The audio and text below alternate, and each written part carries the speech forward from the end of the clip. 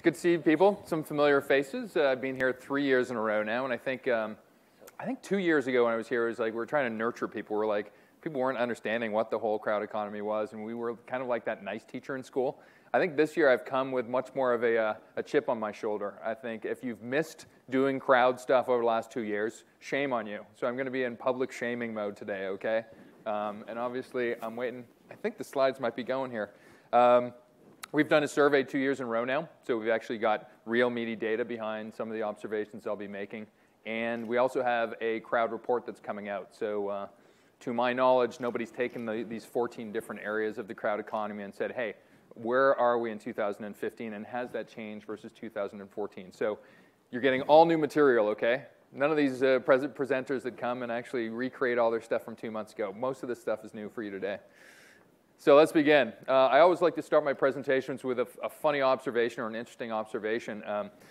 There's the Crunchy Awards. TechCrunch has these awards for various different things, and they awarded the best funder of a business this year. And the irony was they awarded it to the Oculus funders. Everybody know what Oculus is? 3D. I don't know if you've ever seen them. It's really, really cool stuff. Oculus was born out of Kickstarter, or Indiegogo, was it? I'm trying to remember which one. Kickstarter. There's about 9,000 different Kickstarters that actually funded their business. They raised about $2.3 million. And all of a sudden, they launched. And lo and behold, less than 12 months later, Facebook bought them for $2 billion. All right, so think about it. You make a $3,000 investment, you get them going, and then this company sells for $2 billion. How much money do you think the original investors got back? Zero, right? So left them with a bit of sour taste in their mouth. So I thought this was true justice that TechCrunch would evaluate them as being the best funder of the year. It was almost sticking an eye. It's funny, I talked with somebody the other day, and they said, look, if Oculus only said, jump on a bus, we're having a big party in San Francisco for our purchase, I think a lot of the poison that was experienced there would have been gone. But unfortunately, it didn't. So there is a bad side to crowdsourcing as well.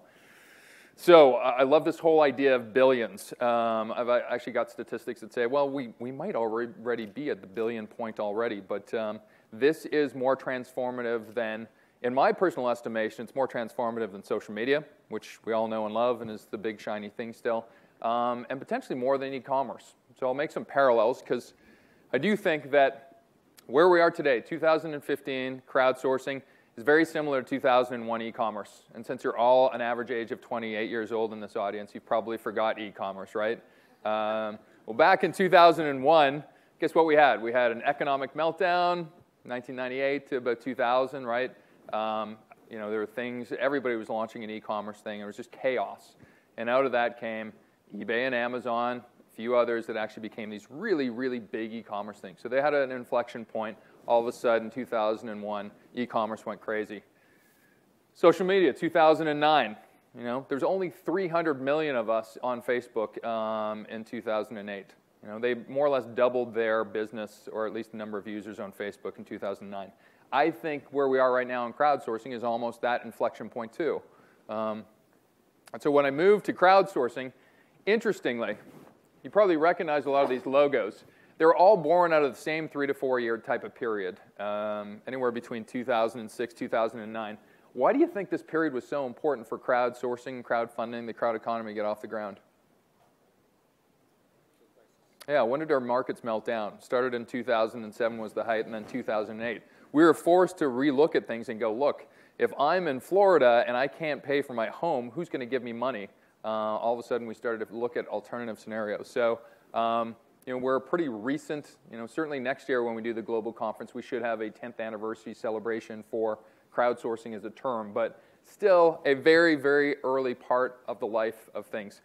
Another common trait to everything that goes through this is disruption. You know, you read a lot of different headlines. What are the ethics of crowdsourcing? What are, you know, is it a good thing for us? What are the regulations like? Can governments get tax revenue out of Uber and Airbnb? And versus some of the hotels. So there's a lot of disruption. All I know is, you know, we're starting to accept this. Certainly in the State of the Union speech last year, I actually profiled this one last year at this conference. I said, wow, there's this really cool thing that I would love to invest in. It was called solar roadways, where pretty cool. Certainly as a Canadian, as I am, It'd be great to keep my streets ice-free the whole year round, use the roadway with this patchwork quilt of different solar panels, and all of a sudden create energy for the grid. Awesome, awesome idea. All of a sudden, Obama's talking about in a speech in the State of the Union. So there's an acceptance. Certainly there's, FTC is actually having a workshop this summer about the sharing economy. And they're not talking about the warnings of the sharing economy. They're talking about, hey, how can we work together? What are some of the principles? How can you learn? Anybody know Quirky? So you got about 1.2 million people that are inventors. They make things, all right? And they're starting to collaborate with really, really big business. GE just took a $30 million stake in Quirky. This was 4 days ago. Quirky and Mattel are making the new toy. So imagine your Barbie who actually not only looks good now, but she'll actually walk and talk and probably drive and do a whole bunch of different things, right? So girls that are 8 years old are probably going to have a much different experience. And the last thing, if you look at e-commerce and social media, you look at, this is the Canadian part of my presentation, I always have to mention hockey somewhere. So you look at these hockey stick type growth levels. Remember 2001 e-commerce? Boom, went up. 2008, 2009, social media, boom, it went up. We're about to experience our own boom. I've got 6. It's tough to really get industry figures because it's such a recent phenomenon. But certainly these are figures from different sources. Sometimes you can question the source, but when it's the World Bank and PwC, they're kind of a little bit more reputable than others. Crowdfunding's about to have a 20-fold increase over the next 12 years. Sharing economy, if you believe this, I even think this is aggressive, but PwC put their neck out there and said this could be a $335 billion industry by the time, 10, 11 years comes around. 2 other ones, microfinance. I always thought microfinance was really Kiva and a whole bunch of small players. Well, guess what? It's now $5.7 billion. It's going to turn into $14 billion. P2P lending. Is there any P2P lenders here in Singapore? So this is like, as opposed to going to a bank, you actually go to some place like a lending club or funding circle and actually take money from them. They've proven to be much more efficient than a way that a bank works. Well, guess what? If you believe Foundation Capital, it's going to be a $580 billion industry. Banks are only about $3 trillion today, so this will be 1/6 of banking within, a matter of 5 years. And then finally, crowd labor. So we've probably seen the origins of crowdsourcing. Incentive, Yucca is here, I know, a whole bunch of different crowdsourcers. It's still, even though it's 10 years old as an industry, is about to have a significant growth phase, as well as education. Is there many crowd education people here in Singapore? Coursera, rings to mind. So it's actually not a university, but people actually learning from each other through, what's MOCC stand for? Anybody know? Massive online courses, online open courses, thank you. So this is the crowd economy, massive, massive. So here's my wake-up call. You got to be doing this stuff. I don't care who you are, you're a consultant, you're an agency, you're a company, you really do got to be doing stuff in this space. I used to work at P&G. 75% of P&G ideas and innovation comes from outside of P&G. 20 years ago, that would have been unheard of in that environment. So I hope you take this as a challenge this weekend to learn a lot and to actually activate however you can in your world the crowd, because I can't imagine a business surviving in a future world without taking a piece of it. 3 factors are lining up, which suggest this. No matter who you are, it's creating value. And I looked at a couple things. I looked at the top 18, some of the top 18 platforms that do business in what I would call the crowd economy. And if you look at them, already we have 808 million participants, 69 million people that hosted, either hosted their house on Airbnb or hosted, was an editor on Wikipedia. So these were the people doing the heavy lifting. And they created 971 million pieces of work. So this is 2014. And as you can see by the growth curves, these are just going to continue to jump up. A lot of women in this crowd today. I shouldn't be surprised. Crowd economy is much more egalitarian than I think even regular crowd or entrepreneur environments. Indiegogo and Kickstarter have much more female participation than regular type of funding mechanisms. Certainly big business and small business are in. And even, I know Jeremiah, who spoke here last year, actually did a treatise on You can't find more different people in the U.S. than Democrats and Republicans. One learning to you, if you ever go to the U.S., never bring up politics because you're likely to have an argument depending on which side of the fence you fell wrongly on.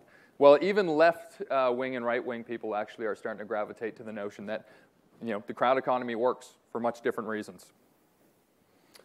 And as Epi mentioned before, there's no Ford Model T to this whole crowd economy. Maybe there was 10 years ago. I think we thought crowdsourcing was a certain thing 10 years ago and it didn't have much range to it.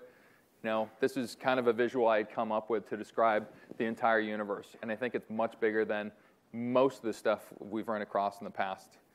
So it makes sense, right? Let's dive into some of the numbers. So we've crunched some numbers. You're one of the first audiences to see what has happened this year, but also what has changed versus the previous year. And certainly, I just posted it right now to the CSW Global 15 hashtag. If you want to participate in the survey, by all means, it's still open. We're asking people, digitally enlightened people like yourself, to actually input. I have 6 key messages over the rest a little bit. So if you want to ignore numbers or hate numbers, then I guess the 6 takeaways are this. 1, this is the year, this year and next year is the year we all get on board. New norms are forming. This is starting to mature as an industry. B2C and B2C, B2B and B2C has turned into H2H. This is a much more human type of enterprise and endeavor. It's a global movement, important for Singapore, I think, to understand. There are ingredients to this phenomenon that don't allow Silicon Valley just to take it and own it for their own. And I think people sitting here in Singapore or elsewhere in the world probably need to understand that. There's 5 meta trends driving everything we do, and it will disrupt every industry, including anybody from banking here? Okay, a couple people. I know certainly this year, as it was last year, finance and banking was viewed as the #1 disruptable industry through the crowd economy. And so I was just at a conference in Toronto where 800 people showed up for a crowdfunding conference, and I saw a lot of people I wouldn't normally see at a digital/disruptive conference wearing a lot of ties. Actually, it was uncomfortable. There was more ties in that room than I'm usually used to as well. All right, what do you expect growth-wise over the next year? So we'll go through some of these numbers quickly just to give you a sense. We actually posed the question, well, it's growing 70% now, so will it continue to grow 70%, less, more? And we've got a pretty optimistic crew of people here. Most people believe that this crowd economy will be growing faster than the 70% that it's being grown at already. In fact, if I look at all 14 of those pieces of the crowd economy, I can't find one. I can't find one that's growing at less than 40%. So you think, average economy, what did Singapore's economy grow last year? It's probably a fast-growing economy, but 5%? 5's really good, right? 10's awesome. 40% is amazing. And that's the weakest of the children in the crowd economy. All right. I'm going to ask for a show of hands here. So this is your audience engagement part of my presentation, okay? Everybody ready? I saw somebody go, oh, God, I don't know if I can do this. Wow. We asked the question, why? Why do you want to do crowdsourcing in the crowd economy? There's probably 4 basic reasons, right? Is it better? Is it cheaper? Is it faster or fairer? And we've used movies to hopefully project that type of persona in terms of stuff. So hands up. You got to choose one, okay? Nobody sits on the fence, and I want to see all hands go up at least once. How many people believe the crowd economy is just a better way of doing things? You create better solutions. Hands up. All right. Well, okay. It looks like half the room. How many people think it's a cheaper way of doing it? I can save money. I can make more money. Nice. You guys are the robber barons, wolves of Wall Street that Epi warned about. Faster. How many people believe it's just a faster way to do things? And finally, fair. It's just a fairer way, more equitable way. Wow, people are putting their hands up more than twice. I wish I had an app, because I think I just caught like twice the reaction as I should. It sounded like better overall, but I'll give you the overall results. It's pretty well balanced, actually. It's funny doing these crowdsourcing conferences, and Epi's done about 12 of these. You get a really interesting group of people coming to these things that it's almost like the United Nations of crowdsourcing, where people come with very, very different objectives. We probably shouldn't be surprised. So we looked at, of those 14 parts of the crowd economy, which ones are growing the fastest? We asked the same question last year. Crowdfunding, it gets all the headlines. Why doesn't it get most of the perception that's growing fast? The 2 new ones this year, interestingly, crowd equity moved up this year to 3rd. So it's actually growing faster than some of its peers. And crowd lending and loans actually made a first appearance on our top 5. So certainly, banks are troubled by the fact that now we're relying on crowds to actually have money change hands with each other. So the top reasons, and I'm sorry I'll morph there, but the top 3 reasons why people are saying they're doing crowd initiatives. Funds new ideas and businesses was second last year. Now it's first. And a new arrival to the list drives awareness, buzz, and publicity value. So people are seeing the perception, the public relations bump to doing stuff within kind of crowd spaces. So we looked at, we asked about 30 different factors. What makes for a successful crowd initiative, whether it's crowd-funded, whether it's any type of open innovation. They came up with 7 of the main reasons why, if you're leading or managing a crowd initiative, as some of you probably are as you walk out of here, here are the 7 reasons. I'm going to focus on the top 3 and give you a live example. 1, having a great idea at the very base of it makes sense. It behooves my heart as a marketer to know that ideas still count for something. Here was Flint and Tinder, who raised a ton of money and then made a lot of revenue from selling underwear made in America. They played on the fact that you don't know where you're getting your underwear. You don't want that touching your body. And so part of their insight was, look, this is money that's going to stay within our country in America, and it's going to be produced with presumably better quality. Don't know if it's true or not, but certainly people rallied around that goal. Everybody know the coolest cooler? It's probably been talked about to death, right? I love the fact 2 things. 1, it was a failed campaign too, right? They launched at the wrong time of year. They launched it in December. Trust me, in Toronto in a minus 30 degrees Celsius environment, I'm not thinking about a really cool cooler. But they also completely changed the incentives in terms of getting people to participate. So triggers, motivations, incentives, crucially important. You know what? We've seen Pebble Watch in its second go-around raise a ton of money. I got to say once again, Canadian guy who ran the whole project. I'm pretty proud of my Canadian roots. So, but anyway, they ran this again and raised $15 million in a very short period of time. They have a great product. I mean, it rivals almost Apple Watch in some of the things. Certainly, if you look at some of the technical journals, this rivals what Apple's producing. And then finally, the tools and platforms built. Pono Music. Anybody know who the backer is behind Pono? Nope. Another musician, though. Neil Young. And guess who Neil Young is? Where's he from? Yes, yes. So unfortunately, we gave you Justin Bieber and Celine Dion, too. But at least in this space, we're doing a lot of stuff that's good. He kickstarted, raised a ton of money, and then went to a second tool and said, look, I not only want to raise money through crowdfunding, I also want to get this funded through the crowd from an equity standpoint. So then went to crowdfunder. So it is the tools that you're using as well. So I know Brian Kramer used this one last year, and I think this was our big hashtag kind of meme that happened at a last year's conference. People, I think, locked on to this statement, and I think it's true when you look at the humanization of what's going on. I think the importance of the human cloud. So on the left side, it's activities that humans and humans alone have to do within crowdsourcing. You see the wealth of different activities within the crowd space. And storytelling is crucial. I can't imagine anybody in Kickstarter or Indiegogo succeeding without having a really good story, probably produced on film. If you talk to any of the ninjas out there that say do good crowdfunding, the first and second and third thing is get a video that makes sense and tells your story well. And just 2 examples. One, it's an interesting example of trying to find animals in Africa. You can take all these pictures if you want, but you really do need some human intervention identifying where these animals are. So this group of people is actually using that. And then finally, I'll point you to this one. I thought it was like one of the best videos going in terms of just being able to raise a decent amount of money for an apartment in, I think it's Silicon Valley. So just, I won't show the video for the sake of time, but really funny, really creative, and a totally different type of hotel experience than you'd ever want to see. So check out PodShare. So what's driving all this optimism outside the fact that we buy into the ethos? There is real money to be made here too, and I think crowdsourcing relies on 3 things that, unlike nearly every other technology piece that Silicon Valley comes out with, you really can't, you really do need the world because it's driven by collaboration, it's driven by efficiency, and it's driven by globalization. And certainly there is a question about whether Silicon Valley is losing its grip on the economy, and this one in particular. We asked 2 questions. Developing world countries will accelerate faster through crowdsourcing, Generally, people had a slight agreement that yes, people in developing world countries will benefit more than developed. And then the future of equity crowdfunding will threaten venture capitalists and angel investors.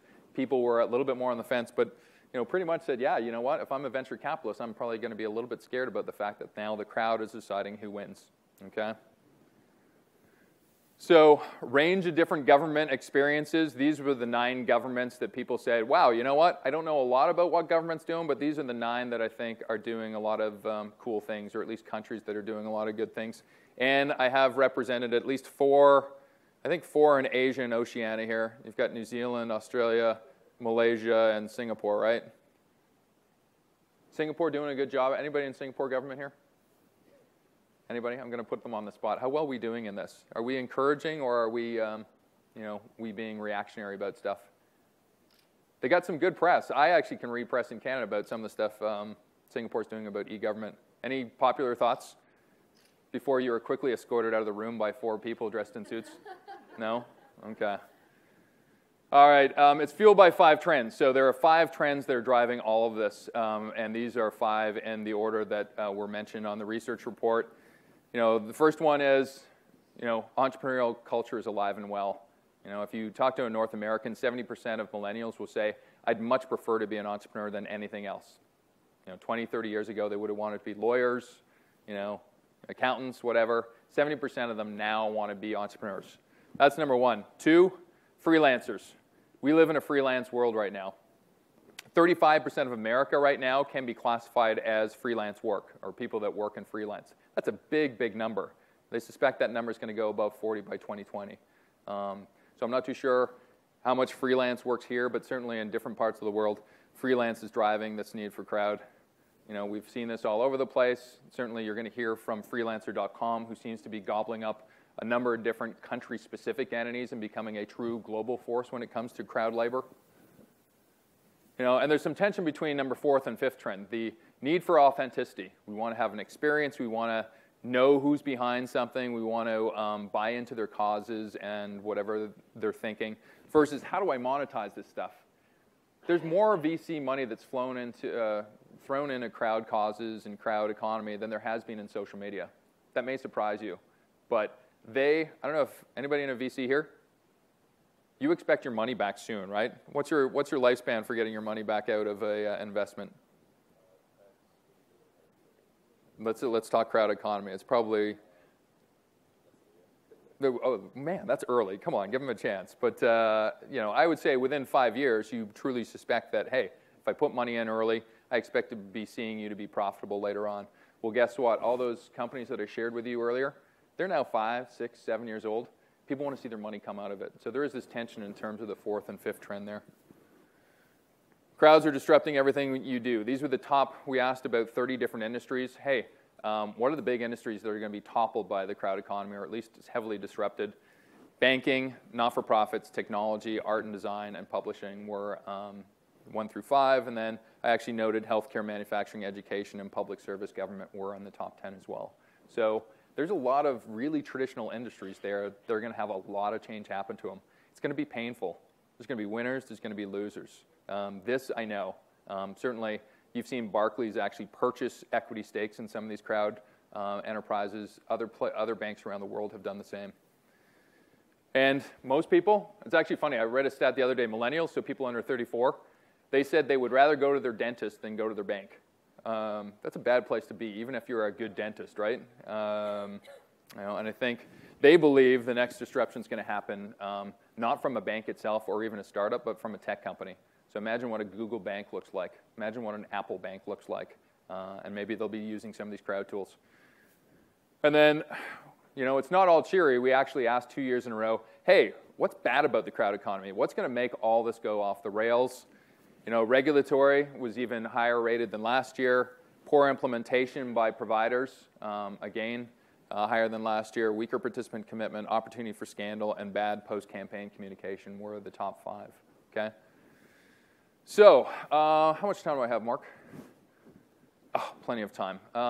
Let's go through the 15 predictions. So, I've actually interviewed 50 of what I would call some of the best thought leaders in the world to supplement some of this research. And so, in my journey, some of them were pretty definitive in terms of this is what's going to happen in the crowd economy. So You want to go through this ride?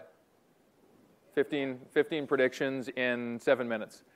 Large corporations are going to expand their investments in this. We asked the question 2 years in a row. People were more adamant this year that they're going to do it.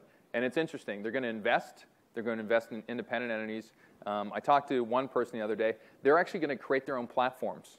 So imagine, let's take a company, Best Buy. No, let's take a car company. Let's take a car company like Ford. So what would Ford do with a crowd platform? Well, at least my expert's opinion was, Ford will have secondhand cars on a Ford crowd platform. So it's like Ford owners sharing their Ford cars with other people. Like, why does Ford give up that relationship once they make that first sale? They talked about their talent. If Ford has a ton of talent that they would want to launch to the world, or maybe they want to have a broadening assignment, why wouldn't that broadening assignment happen in a crowd universe where we have some particular talent inside Ford? We want to actually get that talent and work for a cause or a charity or a startup. Perfect little venture, right? Or under-leveraged assets. Ford's selling a building. Well, why does Ford have to sell a building through a real estate entity? Why don't they use their own crowd platform? So interesting. Financial entities. I keep harking on this, and I know Singapore's a financial capital. Financial companies are getting really, really chummy with this world. And certainly people believe a lot more this year than even last year that that's going to happen. There are a few people inside of companies that know how to make these things work. And I find the biggest frustration for people is it's not the technology, it's not finding a crowd, it's not finding a great idea. It's how to integrate these ideas inside your own companies that's the challenge. So you can hire a whole bunch of consultants if you want, but you really need somebody there that actually can keep their hands on the wheel and say, I know how to make this work inside your company, and I can spend a lot of time and sweat equity making these things work. Because it is tough to do, as some of you may realize. Do you believe Kickstarter is going to be the biggest crowdfunding platform 3 years from now? People are mixed. I think generally they think so, but they're not fully convinced. Bitcoin will be a currency rivaling other country currencies over the next 3 years. Do you believe it? Who's used Bitcoin before? Who loves Bitcoin? No? Who's a gambler here? Who's a drug dealer? That's usually the best innovation in technology usually happens through either drugs or some kind of bad vice first, and then the rest of us use it. Well, certainly a lot more people believe that this year than last year. I think people are generally maybe not thinking that's the case, but who knows? It could happen. Crowdsourcing is nearing its heightened popularity. Hopefully, for Epi's sake, in doing this conference, this thing is wrong, and people generally agree. Crowdsourcing is not going away as a term. I think there's a lot of semantics out there. The most popular ones I'm hearing this year are sharing economy, collaborative economy. These are new terms, but generally people agree crowdsourcing is, if I was to explain anything, this is the one term that explains everything. We will need to have significant different ways to manage these crowdsourcing efforts. People believe that a lot more, strongly believe that. There's been some high-profile examples. Even in Singapore, there have been high-profile examples of people that got a lot of money and weren't able to execute some of the projects they had committed to online. Okay, other predictions. Startups and angels will increasingly use crowdfunding as their Series A validation. Why do you have to make a bet as a venture capitalist? Why don't you wait to see who wins within Kickstarter, Indiegogo, Quirky, or whatever, and then invest in the winners? That, to my mind, makes a lot more sense than actually doing stuff right away. Governments will loosen the reins on the crowd economy, ceding to public demand. Regulations will loosen, and plus, governments will start to set up their own platforms. For my purpose, I don't know how government makes decisions. I'm pretty apolitical to begin with, but I would love to see an open platform where people say, look, I think this street should be fixed. I think this hospital should be upgraded. I think this neighborhood should actually be improved. I'd much rather have that happen in an open, crowd-based universe than something behind closed doors. And I think governments, Estonia being one of them, have a look at the Estonia case study. I know not a lot of us have been to Estonia or maybe heard of Estonia before, but it takes a small little country in the Baltic to actually provide some leadership on this stuff and actually create some pretty cool crowd and digital governments. Okay, last few. Peer-to-peer lending will skyrocket. You saw the numbers earlier, right? There's a ton of different people here. Maybe it'll come to a neighborhood near you in Singapore, but certainly the banks are cozying up to this. And there's a stat that Lending Club had that said the way that we do business is 60% more efficient than the way a conventional bank can do business. So why wouldn't you use one of these guys, right? I don't know why you wouldn't. Okay, 11, crowdsourcing participants will demand a more equitable relationship with backers. You see this on Facebook. Facebook participation's going down. You see this in email. Email open rates are going down. People are much more cynical nowadays in terms of dealing with corporations and any kind of digital technology. You're seeing this in the crowd economy too. I found this interesting the other day that Odesk has now identified who their top freelancers are for the sake of hopefully making them more marketable for people that actually come onto their platform and say, great, this guy has done great stuff in the past. And I think you're going to see a lot more things that give more benefits to the people that participate. All right, last couple minutes of this game. Most effective audits, service industries will pop up to ensure crowdfunders can execute and deliver projects. So all these platforms are great, but then all of a sudden you leave these entrepreneurs that have no business background or savvy at times, and then they have $3 million of money, and now it's like, go produce this. And I know Pirate 3D Printer, who's spoke on this stage before, you know, they can probably speak personally to the issue of, wow, I didn't know when I produce a 3D printer that it has to convene to 190 countries' different electronic standards. They didn't know that to begin with, and all of a sudden, they probably spent 40, 50% of their time trying to figure out how to get around that or accommodate that to make sure they could produce a 3D printer. Incumbent crowd and sharing economies players will extend into non-traditional industries. And I know, is the freelancer person here? I caught this headline just yesterday, I think.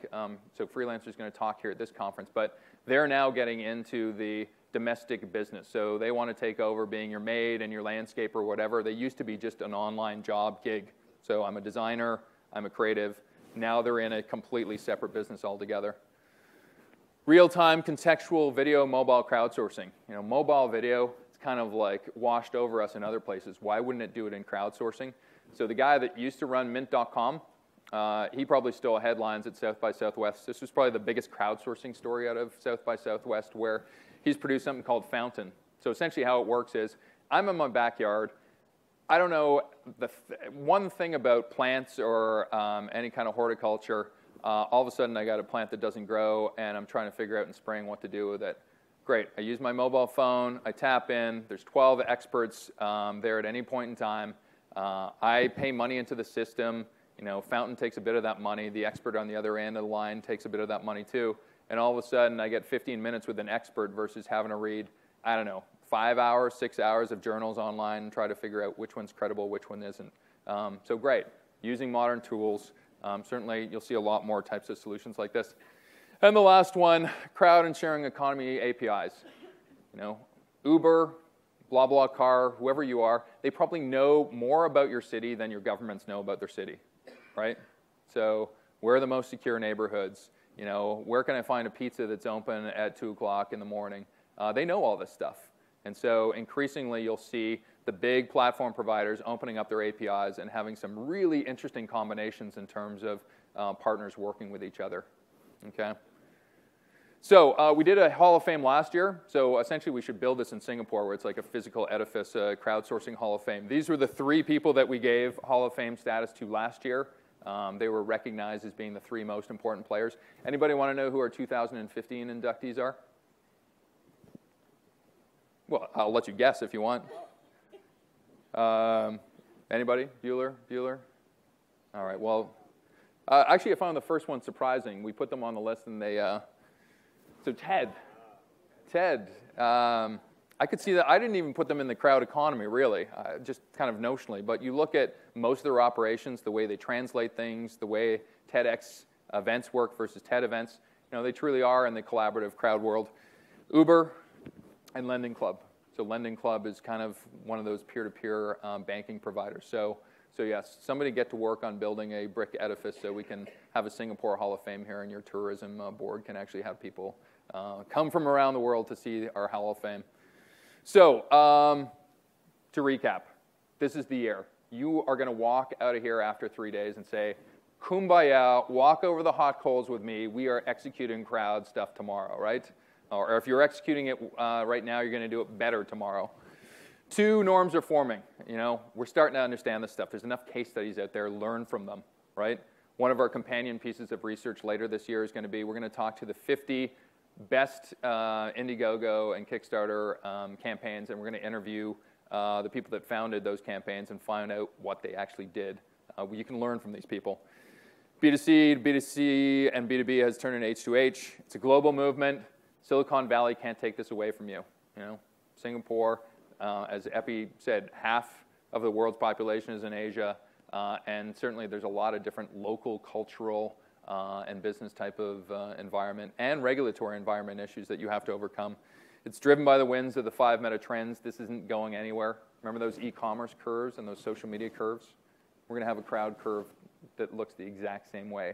So if you want to make a lot of money and hopefully be part of something that I believe is better business, certainly hang on for the ride.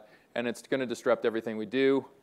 As Epi mentioned, we are fully ensconced in the space. We've come up with something called CSW2, which I guess the best way I can liken it is, how do we become like the McKinsey of crowdsourcing and crowd economy? And so, and as well, if you want your name in headlights and bright lights, big city, we came up with our Crowd 411. So we looked at the world and said, these are the 411 people that we think are the champions, the thought leaders of the crowdsourcing, crowd economy space. We've kept our minds open because we probably missed a ton of people in the process. And so now there's a crowdsourced list of 411 people that we're chasing down that you can nominate. So hopefully jump on crowdweek.com and actually find those people. And we'll be producing this report in May. So if I'm not too sure if it's set up yet, can probably mention it. But if you submit your email over to the Crowdsourcing Week gods, we will send you out the summary report come May. So some interesting stuff there. And that's all I got. So and I've got 2 minutes left. So any questions? Birgitta Bergvall-Koreborn from Luleå University of Technology in Sweden. Really nice presentation. I was thinking you were asking us what we thought crowdsourcing would be better, faster. So I was kind of thinking, what do you wish it will be, if you would answer, and what do you think it will be? Ooh, so wish is in like, this is my... Yeah, because I wish it would be fairer. I'm not sure it will be.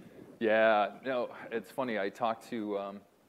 one of my mentors is Don Tapscott, who's wrote a number of books on the subject and loves digital, loves collaboration. I think two things that gets him really, really bothered is the ethics of crowdsourcing sometimes. You have a lot of people create a lot of work for waste.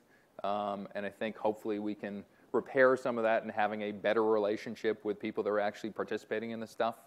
So that's one watch out I would have. Two, I think there's this real tension right now where high-moneyed investors, venture capitalists, are entering in the space, and somebody called it the sharing economy being hijacked, right? It's all about making money now, and so it's falling under the cheaper thing. I hope, and I predict this will happen. If there's Jimmy Wales in Wikipedia, who really, I think generally, maybe not personally, he's got some spots, but I think generally people go, Wikipedia, yeah, they're the nice guys of actually the web, right? Craigslist, right? Craigslist, people go, yeah, you know what? They're the nice guys. Craig Newmark doesn't ask more than what he needs. They're probably the nice guys. Who's going to be the new nice guy of crowdsourcing?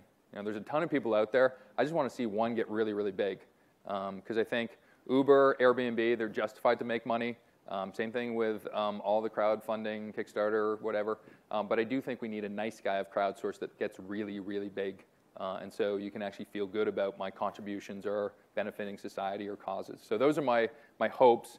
My hope is, though, this does become a much bigger thing. Because I think generally it's a net good benefit that crowd economy brings to the world. Yep. Hi, my name is Danny.